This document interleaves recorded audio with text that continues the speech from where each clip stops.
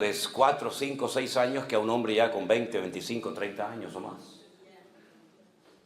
Entonces, nuestra vida cristiana tiene que ser un reflejo de una madurez que ya supuestamente tenemos en nuestras vidas. Hay cristianos que llevan toda la vida congregándose y nunca han leído la Biblia entera. Nunca la han leído completa.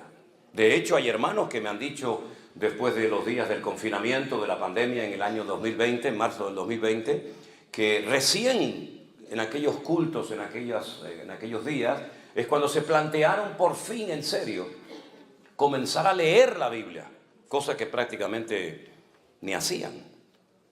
Y algunos llevaban 10, 12, 15, hasta 20 años congregándose en una iglesia y no habían leído la palabra del Dios que dice que aman, honran y sirven. Es una incoherencia increíble. Es una incoherencia tremenda. Decir yo te amo, decir yo te adoro, decir yo te sirvo, está muy lindo, está muy hermoso. A nosotros los cristianos nos gusta cantar, ¿verdad? Nos gusta adorar al Señor. Pero tenemos que preguntarnos, Señor, lo que te estoy cantando, ¿realmente estoy dispuesto a llevarlo al terreno de la realidad, al terreno de la práctica? Porque hubo un hombre, un discípulo de Jesús, que ustedes saben de quién voy a hablar, de Pedro, que le dijo en una ocasión al maestro, Señor, aunque todos estos te abandonen, yo nunca te abandonaré. Yo si tengo que ir hasta la muerte, estoy dispuesto a ir a la muerte. Tal vez fue sincero en su palabra. Tal vez fue muy honesto a la hora de decir eso, pero número uno, estás menospreciando a los demás. ¿Cómo que si todos estos te abandonan, yo nunca te abandonaré? ¿Y tú qué sabes lo que van a hacer los demás? ¿Por qué miras por encima del hombro a tus compañeros, a tus hermanos? ¿Por qué los miras así, tan despectivamente, como diciendo, de estos no te puedes fiar ni de uno, pero de mí no te preocupes, que yo voy a seguirte si hace falta hasta la muerte? Un error terrible, menospreciar a los demás, creernos superiores a los demás, pensar que los demás no son como nosotros en cuanto a nivel de madurez o en cuanto a nivel de compromiso o de santidad. Primer error grave que cometió Pedro. Segundo gravísimo error, proponerle o prometerle al Señor algo que no va a cumplir. La Biblia dice es mejor no prometer que prometer y no cumplir. Eso dice la palabra de Dios. Pero él le prometió al Señor que le acompañaría hasta la muerte y no cumplió con su palabra. Mintió. Luego el cristianismo no solamente se vive con el corazón, con los impulsos del corazón, con las emociones, sino con la cabeza. El apóstol Pablo dijo que Él es nuestro culto racional. No es una locura, no es que yo me emociono. Señor, te seguiré a donde quiera que tú vayas. Pero primero déjame que me despida de mi padre. Primero déjame que... Y el Señor dice, quédate en tu casa, no me sirves. ¿Verdad?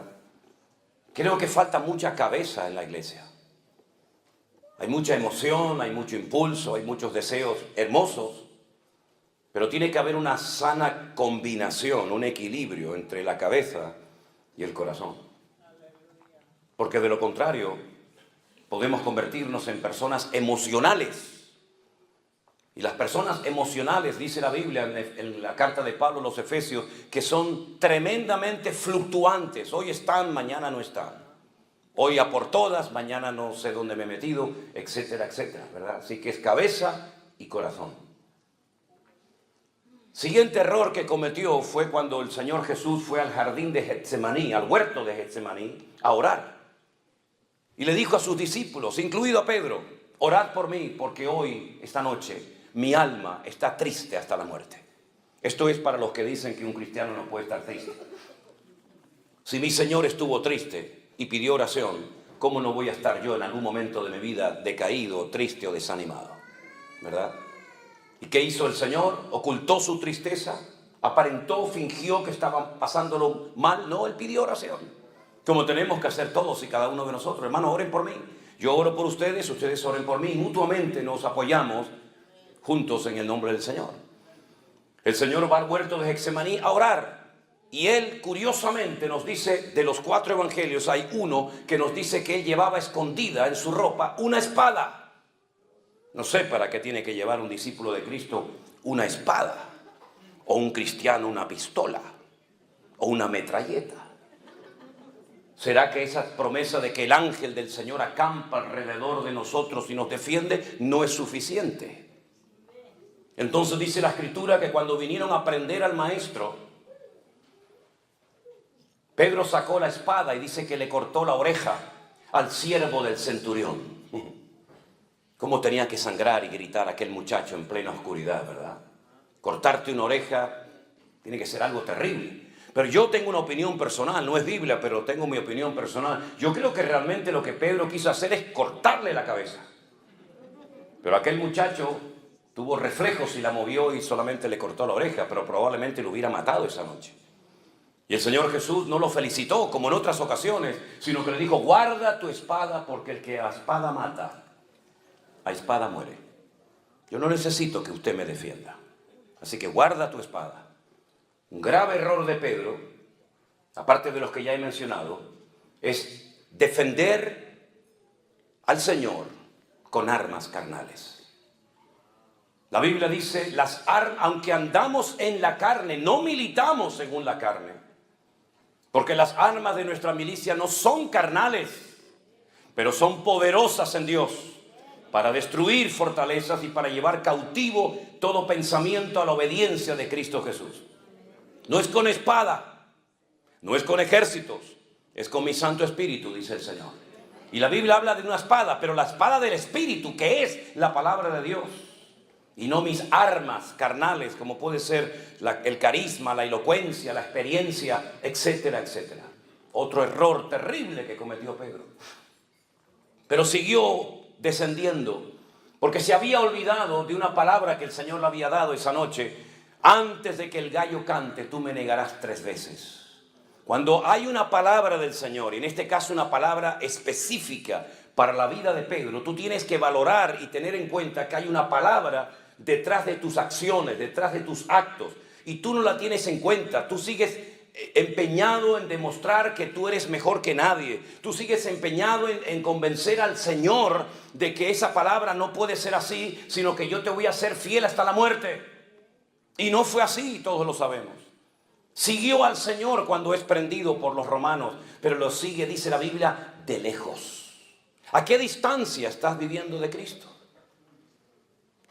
Las ovejas, cuando se separan del rebaño a más de 15 o 20 metros, se pierden porque tienen una muy mala visión. Y por eso se pierden y necesitan de un pastor, porque tienen una vista terrible, un olfato pésimo, un oído pésimo y no tienen sentido de la orientación. Y Pedro seguía al Señor, pero, dice la Escritura, de lejos.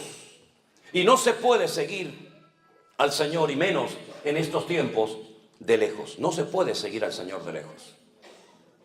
Pero hay un paso más. La Biblia dice que mientras estaban interrogando al Señor en la mazmorra, en la cárcel que tenía uno de los sumos sacerdotes llamado Caifás, él estaba calentándose al fuego junto con los romanos. Dime con quién andas y te diré quién eres, dice el refrán. El que al buen árbol se arrima, buena sombra le cobija. Y Proverbios dice, él anda con sabios y sabio serás. Te estás calentando en un fuego ajeno. Ya tu corazón no arde con el fuego del Señor, sino con un fuego ajeno. ¿Qué conversaciones? ¿Qué bromas? ¿Qué cosas estaban hablando ahí? No es tu lugar, tú no tienes por qué estar ahí, no vas a tener fuerza para poder soportar la presión que te va a venir encima.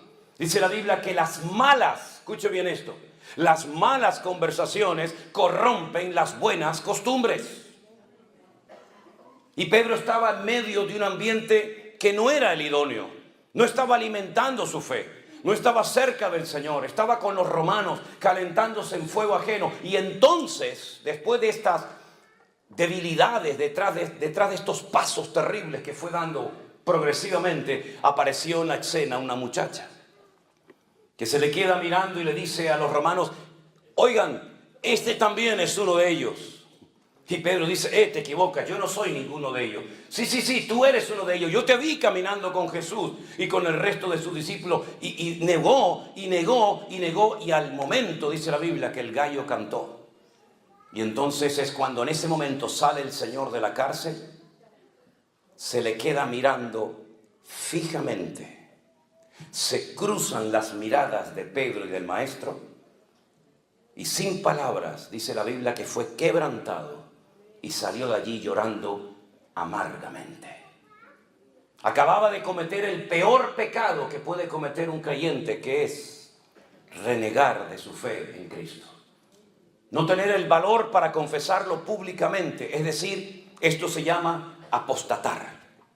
Apostatar de la fe, negar a un Señor, negar una fe, negar un modelo, un estilo de vida, porque no quieres que te reconozcan como uno de sus discípulos. Y entonces dice que se fue y lloró amargamente. No fue a la cruz con el Señor, no estuvo al pie de la cruz, como por ejemplo estuvo Juan y su madre y María Magdalena y otras mujeres, sino que se marchó a llorar. Pero las lágrimas no sirven para nada si no hay un verdadero y genuino cambio en tu corazón. Hay gente que llora porque ha destrozado su vida. Hay gente que llora porque ha perdido su matrimonio. Hay gente que llora porque ha perdido un hijo. Hay gente que llora porque saben que están haciendo algo incorrecto ante los ojos de Dios, pero no hay cambios. Y no es suficiente con llorar, no es suficiente con reconocer, hace falta un arrepentimiento genuino y hace falta una conversión genuina y un compromiso genuino con el Señor. Y Pedro lo único que hacía era llorar y llorar y llorar, pero las lágrimas solamente no cambian a nadie.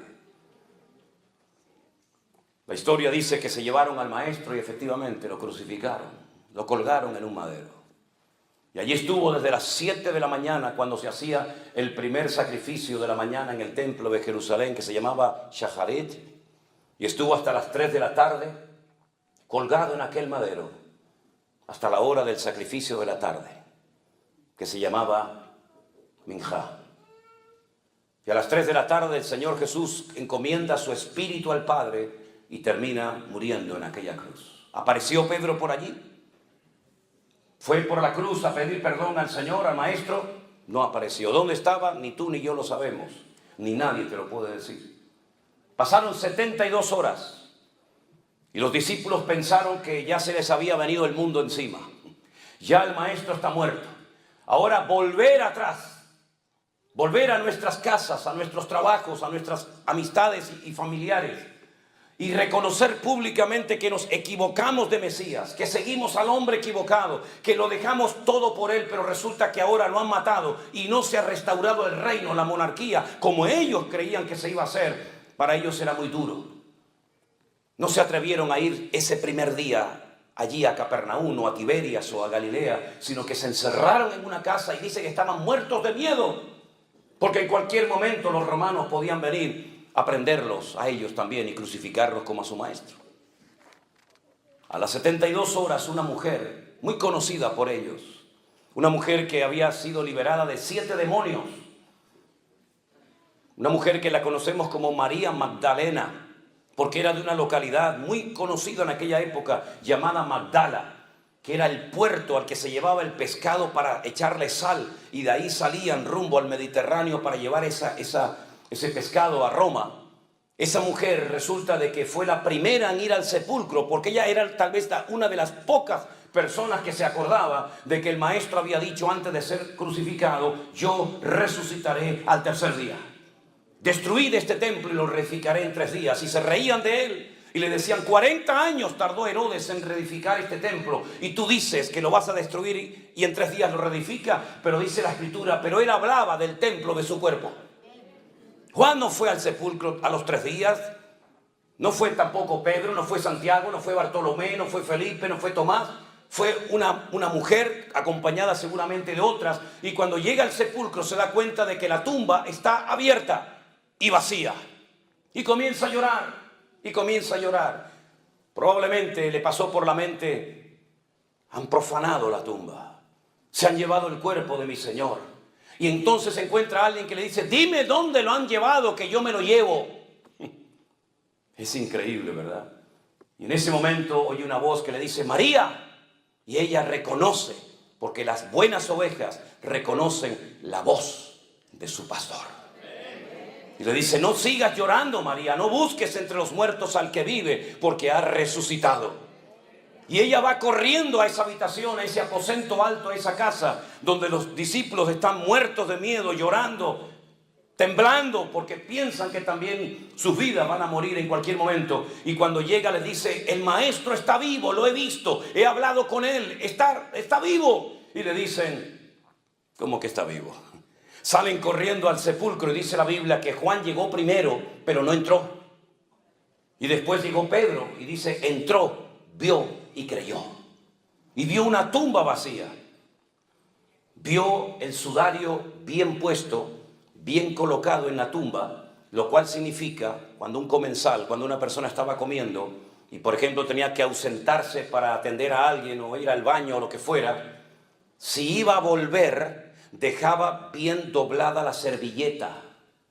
Y eso significaba para los esclavos, cuando pasaban y veían, por ejemplo, todo así bien colocadito en la mesa, significa que el Señor, la persona que está comiendo en ese lugar, va a volver otra vez. Pero si lo hacía así, lo arrugaba y lo tiraba así en la mesa, déjenlo ahí, no se preocupen, significa: ya terminé, no voy a volver más, no quiero comer más.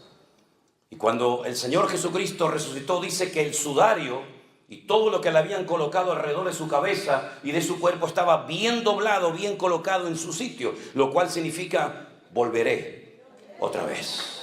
Y por eso entró, vio y creyó, dice la Biblia. Y la tumba estaba vacía y pudieron entrar porque aquella roca enorme que rodaba y quedaba herméticamente cerrado el sepulcro estaba rodada. Pero como he dicho en muchas ocasiones, la piedra no se movió para que pudiera salir el Señor. La piedra se movió para que ustedes que no creen puedan entrar y ver que la tumba está vacía. ¡Aleluya! ¡Gloria a Dios! Y entonces, él creyó, pero aún no le ha visto. Pero es que María Magdalena no solamente había hablado con el maestro, sino que había recibido un mandato. Y le dijo, escuchen bien esto, porque esto es para mí tremendamente interesante. Le dice María Magdalena, el Señor le dice a María Magdalena: vete a mis discípulos y diles que vayan a Galilea, que allí me encontraré con ellos, y a Pedro. Dice: dile a mis discípulos, y a Pedro, que vayan a Galilea. ¿Por qué dice discípulos y aparte pone a Pedro? Porque tú dijiste públicamente, delante de muchos testigos, y en la Biblia con que hubiera 2 testigos, máximo 3 ya era suficiente. Y tú dijiste delante de muchos testigos que tú no me conocías, que tú no querías saber nada conmigo, que tú no te identificabas conmigo, por lo tanto ya no eres un discípulo. Pero díganle también a Pedro que suba. Le hubiéramos dicho nosotros al Señor, a Pedro, si hubiéramos sido el maestro: sube también tú a Galilea. O le hubiéramos dicho: mira, ¿tú para qué vas a subir? Si en el momento más necesario de mi vida no apareciste. ¿Cómo puedo confiar en un hombre que me promete una serie de cosas y luego no las cumple? Yo no me fío de ti, yo no puedo darte otra vez otra oportunidad, porque tú has fallado a todo lo que has dicho. No has acertado ni una, querido. Pero sin embargo el Señor en la Biblia nos enseña que no solamente salva y libera y sana, sino que también el Señor de la Biblia es un Dios que restaura a la gente que ha caído y tropezado. Y entonces Pedro necesitaba ser restaurado. Pero ¿cómo va a ser restaurado un hombre que acaba de negar hace 72 horas al maestro? Vamos a verlo en la Biblia. Algunos decían: hoy no va a leer la Biblia el pastor. Sí, pasa que esto es una introducción a lo que voy a predicar ahora, para situarnos, ¿no? En el último capítulo del Evangelio de Juan, si ustedes leen el Evangelio según San Juan, es diferente totalmente al de Mateo, Marcos y Lucas. Se estudia aparte en las escuelas bíblicas, se estudia aparte porque es un evangelio completamente diferente, la estructura gramatical, el estilo, etc. Y en el último capítulo aparece algo que solamente lo cuenta Juan. Ni Mateo, ni Marcos, ni Lucas contaron lo que allí estaba a punto de suceder. Dice en Juan capítulo 21, yo espero que ustedes no sean de esos creyentes que están de moda, que ya no vienen con la Biblia a la iglesia o al culto. Siempre digo, si usted no trajo Biblia, siéntese al lado de un hermano que seguramente la ha traído. Incluso algunos prefieren traerla en el teléfono celular para que la gente, los vecinos, nos digan: ah, mira, es cristiano, va con la Biblia. Espero que usted no sea uno de esos, ¿verdad? Juan capítulo 21 dice, vamos a leer a partir del verso 1. Después de esto, Jesús se manifestó otra vez a sus discípulos junto al mar de Tiberias y se manifestó de esta manera. Estamos en el norte de Israel, estamos en el mar de Tiberias o Genesaret o el Kineret, y allí estaban juntos Simón Pedro, Tomás, llamado el Dídimo. La palabra Dídimo significa gemelo, era gemelo de otra persona. Natanael, el de Caná de Galilea, los hijos de Zebedeo y dos de sus discípulos. Simón Pedro les dijo, voy a pescar. Y ellos le dijeron, vamos nosotros también contigo. Fueron y entraron en una barca y aquella noche no pescaron nada. Nada. Cuando ya iba amaneciendo, fíjense, se fue de noche a pescar y ya está amaneciendo. Es decir, ha estado toda la noche intentando pescar. Y cuando ya iba amaneciendo, se presentó el Señor Jesús en la playa, mas los discípulos no sabían que era Jesús. Y les dijo, hijitos, ¿tenéis algo de comer? Y le respondieron, no. Él les dijo, echad la red a mano derecha de la barca y hallaréis. Entonces la echaron y ya no podían sacar por la gran cantidad de peces. Entonces aquel discípulo a quien Jesús amaba le dijo a Pedro, es el Señor. Simón Pedro, cuando oyó que era el Señor, se ciñó la ropa porque se había despojado de ella, se echó al mar. Y los otros discípulos vinieron con la barca arrastrando la red de peces, pues no distaban de tierra como 200 codos. Al descender de la barca a tierra, vieron puestas unas brasas y un pez encima de ellas y pan. Jesús les dijo, traed de los peces que acabáis de pescar. Subió Simón Pedro y sacó la red a tierra llena de grandes peces, 153. Y aún siendo tantos, la red no se rompió. Jesús le dijo, venid y comed. Y ninguno de los discípulos se atrevía a preguntarle, ¿tú quién eres? Sabiendo que era el Señor. Vino pues Jesús y tomó el pan y les dio, y asimismo del pescado. Esta era la tercera vez que Jesús se manifestaba a sus discípulos después de haber resucitado de los muertos. Podríamos hablar mucho acerca de esto, pero quiero destacar lo siguiente.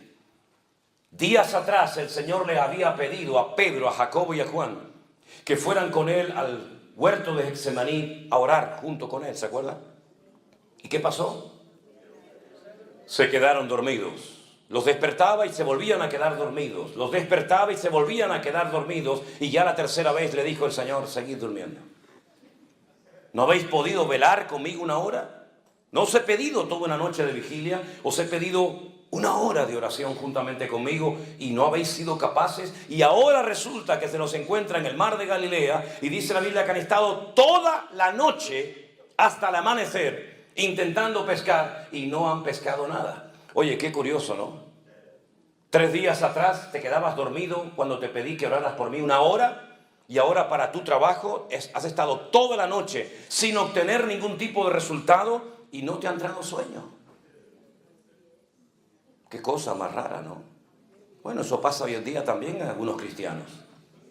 Hermano, no tengo tiempo para leer la Biblia, no tengo tiempo para ir a la iglesia, no tengo tiempo para las cosas del Señor, pero luego para tu trabajo siempre te las arreglas para tener tiempo.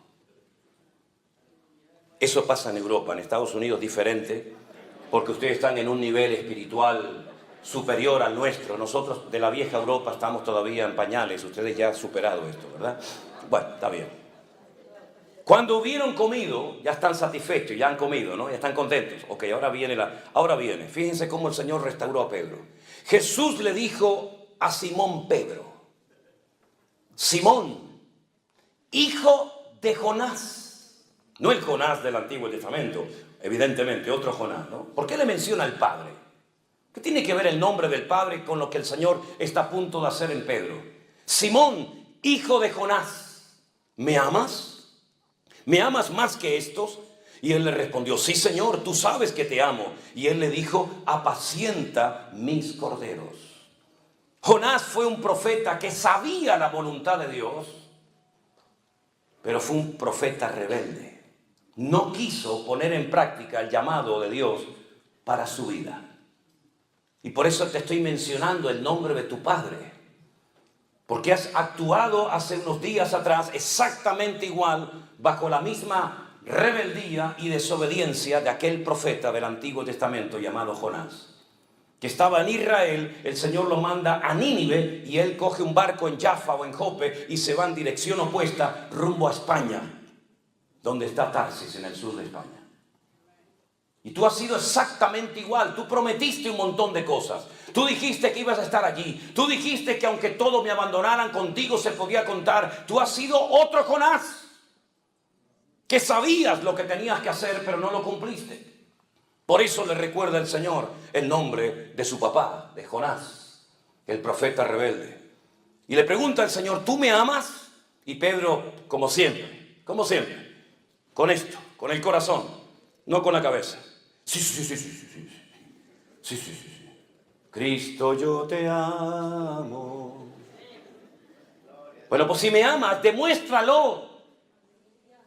Apacienta mis ovejas, involúcrate en mi reino, involúcrate en mi obra, atiende a la gente, haz algo, mijo. No estés ahí, bendíceme, ayúdame, prospérame. Tal vez por eso el Señor nos llamará ovejas, porque todo lo que pedimos termina en me. Bendíceme, cúrame, sáname, guíame, muéstrame, ¿verdad?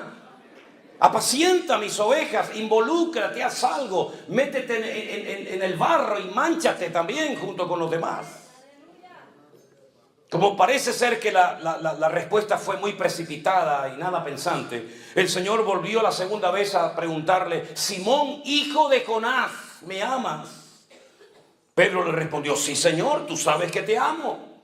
Entonces le dice, pastorea mis ovejas. Lo vuelve otra vez a poner en primera línea. Estoy dándote una segunda oportunidad. Estoy volviendo a confiar en ti. Tú me has negado, pero yo te vuelvo a restaurar. Yo te vuelvo a poner en primera línea, apacentando las ovejas, apacentando mis corderos, atendiendo a la gente. Te estoy restaurando, te estoy dando otro voto de confianza. Aprovechalo. Y la tercera vez le dice el Señor, Simón, hijo de Jonás, ¿me amas? Parece que ahora entendió. A la tercera va la vencida, dicen por ahí, ¿no? Pedro se entristeció de que le dijese la tercera vez. 3 veces me negaste. 3 veces tendrás que confesar públicamente delante de estos testigos que tú me amas. Señor, tú lo sabes todo. Tú sabes que yo te amo.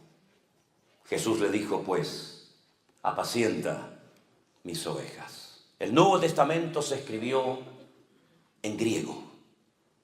Y en el griego, como bien saben ustedes, hay varias palabras para hacer referencia al amor. No es como en nuestros idiomas que hay una y ya está. Y por el contexto tienes que interpretar a qué tipo de amor estamos haciendo referencia. En el griego no. En el griego, igual que en el hebreo, hay palabras concretas y específicas para que la gente no malinterprete el mensaje. Está la palabra eros, está la palabra fileo y está la palabra ágape. Las 3 hablan de amor, pero de distintos amores. El amor ágape, para más información, lo pueden encontrar descrito perfectamente por la pluma de Pablo en 1 Corintios capítulo 13. El amor nunca deja de ser, todo lo cree, todo lo soporta, todo lo espera, ¿verdad? No se irrita, no guarda rencor, no busca lo suyo. Ese es el amor ágape. Y el Señor le está diciendo en el texto griego, le dice, Pedro, ¿tú me agapeas? Y Pedro le responde, Señor, yo te fileo. Eso no se puede ver en ningún otro idioma más que en el texto original. Si yo te estoy pidiendo este nivel de amor y tú me estás bajando el listón y me dices te amo, pero no como yo te amé a ti, sino como tú crees que me puede llegar a mí, y a mí no me sirve con ese amor tan bajo que tú me estás diciendo tener por mí. El amor, si es verdaderamente auténtico y un amor ágape como el de Dios, es un amor que está dispuesto a sufrir, está dispuesto a pasar desapercibido por amor a la otra persona. Está dispuesto a darle una oportunidad a la persona que te ha ofendido. Por eso yo creo que el gran pecado de la iglesia no es que ha caído en falsas doctrinas, que también, por cierto. El gran pecado de la iglesia no son las divisiones internas que nos han caracterizado durante años. que las hay también. El gran pecado de la iglesia y de todos nosotros es que no amamos a Dios como lo deberíamos de amar. Somos capaces de estar una hora cantando y repitiendo lo mismo, pero en el fondo realmente amamos a Dios por encima de padre, de madre, de dinero, de trabajo, de nuestra propia vida. Amamos realmente a Dios. Cuando le preguntaron al Señor cuál es el mayor y principal mandamiento, podía haber citado cualquiera. Hay 613 mandamientos en la ley de Moisés. Y él dijo, el principal mandamiento de todos es este: escucha, Israel, el Señor nuestro Dios uno es. Y amarás al Señor tu Dios con toda tu alma, con todas tus fuerzas y con todo tu corazón. Y estas son las primeras palabras que aprende un niño de labios de su propio padre. Y las repiten por la mañana, y las repiten por la tarde, y las repiten por la noche, todos los días de su vida. Shema Israel Adonai Eloheinu Adonai Echad. Ve'ahavta Adonai Elohecha bechol levavecha uchol nafecha uchol meodecha. Todos los días repiten esto. Amar a Dios, amar a Dios, amar a Dios, amar a Dios. Amar a Dios con todas las fuerzas. ¿Qué significa? Que tengo que apretar así todos mis músculos para decir te amo, te amo. No, es con todos mis recursos. Eso significa con todas mis fuerzas. Amar a Dios con todas las fuerzas significa que Él es lo primero en mi vida. Primero que mi padre, que mi madre, que mi hijo. Ahora pueden entender cuando aquel le dijo, bueno, yo te seguiré, pero deja que primero entierra a mi padre. Los hijos no podían salir de la casa paterna hasta que el viejo muriera, porque si no quedaban automáticamente desheredados. Era una falta de respeto que un hijo saliera de la cobertura del padre hasta que el padre no le diera permiso, hasta que el padre muriera. ¿Cuánto podía durar el hombre? 10 años, 20 años, 40, no sé cuánto. Pero el Señor le dijo, no me sirves. Porque si pones primero a tu padre, o a tu madre, o a tu trabajo, o a lo que sea, no eres digno de ser mi discípulo. Porque es amarás al Señor por encima de todo y de todos. Ahora entendemos la repercusión de la vida, el impacto en el mundo espiritual que tuvo Abraham cuando el Señor le dijo, sal de tu tierra y sal de tu parentela. Hizo todo lo contrario a aquel que dijo, deja que primero entierre a mi padre. Deja que primero me despida de mi familia. Deja que quede bien con ellos y le explique a lo que me voy a dedicar y tratar de llevarme bien con ellos. Y cuando yo tenga el problema social o familiar resuelto, entonces te sigo. No hay condiciones cuando Dios nos llama. Es sí o sí, todo o nada. O entras o sales, no hay medias tintas. O siembras o esparramas. No hay condiciones a la hora de obedecer al Señor. Por eso hoy vuelvo a repetir, amamos realmente al Señor. Yo creo que en lo más profundo de nuestro corazón no somos conscientes de lo que significa yo amo a Dios. Amar a Dios es mucho más que leer la Biblia. Amar a Dios es mucho más que dar una ofrenda en un culto. Amar a Dios es mucho más que hablar en lenguas o levantar las manos o pagar diezmos y ofrendas o primicias y todo eso que se han inventado algunos por ahí. Amar a Dios es mucho más que cantar unas alabanzas un domingo a la mañana o un jueves a la tarde. Amar a Dios significa que ya no vivo yo, mas vive Cristo en mí. Y si tengo que dejar a mi trabajo, y tengo que dejar mi vida misma para servir al Señor, estoy dispuesto a hacerlo. Y por eso el Señor está diciendo, ¿tú me amas o no me amas? ¿Entiendes lo que te estoy preguntando? ¿Entiendes la repercusión, el alcance y la profundidad del llamado y de lo que te estoy preguntando? Así que si me has respondido, sí Señor, tú lo sabes todo, tú sabes que te amo, sí, pues agárrate a lo que te voy a decir ahora. Te voy a dar una profecía, ya te la di en su momento y no la creíste. Cuando te dije, antes de que el gallo cante, me negarás 3 veces. No la creíste, menospreciaste la palabra, seguías insistiendo en que no es así. No Señor, no es así. Bueno, pues te voy a dar otra, a ver si ahora lo entiendes. Cuando tú eras joven, Pedro, te ceñías, ibas a donde querías. Le está diciendo el Señor, en otras palabras, has hecho toda tu vida lo que te ha dado la gana. Ahora voy aquí, ahora voy allá. Es decir, tienes una agenda tú. Y en esa agenda hay gente que quiere meter a Dios. Pero Dios no tiene que ser puesto en ninguna agenda personal o privada. Es más, con Dios no se usa agenda, porque Él es mi agenda propia.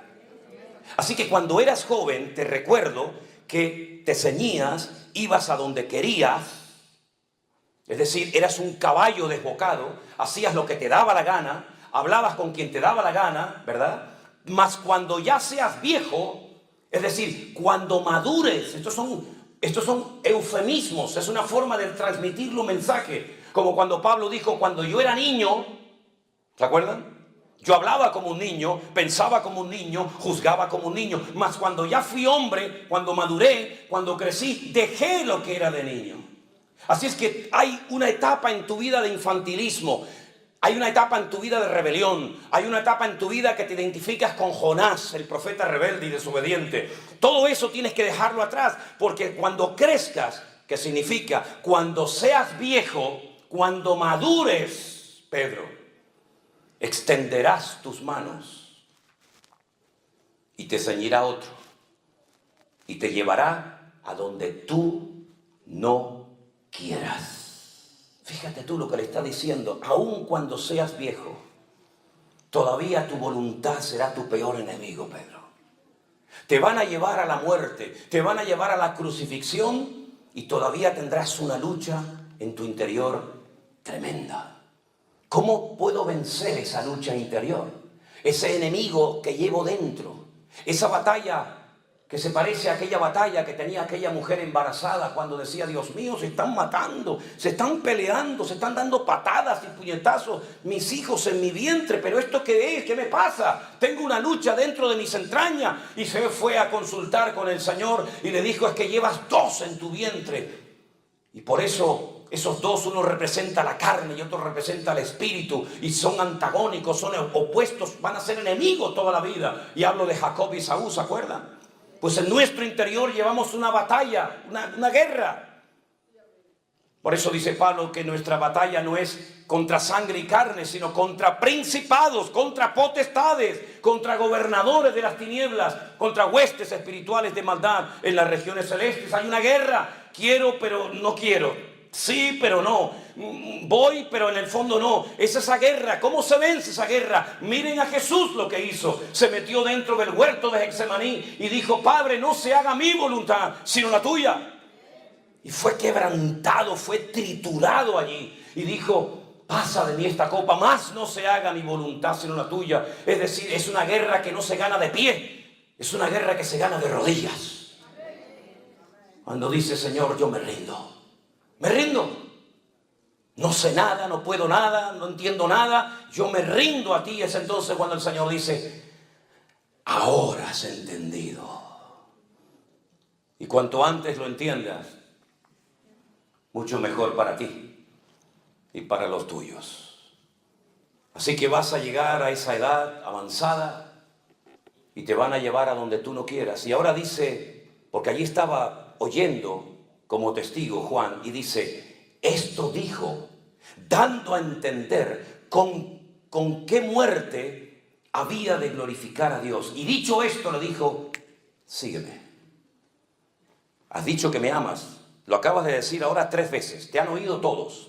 Tú sabes que te amo, tú sabes que te amo, Señor. Tú sabes que te amo más que a la pesca, más que a mi familia, más que a la red, más que a la barca. Te amo. ¿Me amas? Muy bien, perfecto. Te pones a trabajar desde ahora mismo. Porque yo te saqué de ese trabajo para convertirte y prepararte y capacitarte para que fueras pescador de almas. Y has vuelto otra vez atrás. Te saqué de ahí y te vuelves otra vez atrás. Y en ese acto de desobediencia has arrastrado a Tomás, a Juan, a Santiago y a otros. Así que sal de ahí, sígueme. Y quiero que sepas que el premio que te voy a dar al final de la carrera es que te voy a dejar que te maten, que te cuelguen, que te crucifiquen exactamente igual que me hicieron a mí. Oh. Amamos al Señor. Amamos al Señor.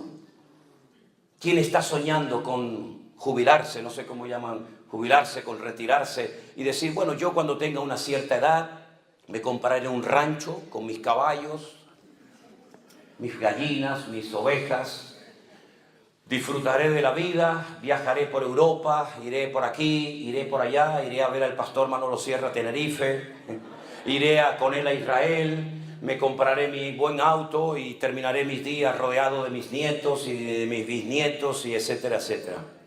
El Señor le dijo, olvídate de eso. La guinda, la corona del pastel va a ser que termines tus días crucificado, dando tu vida por mí. ¿Te imaginas que el Señor nos dijera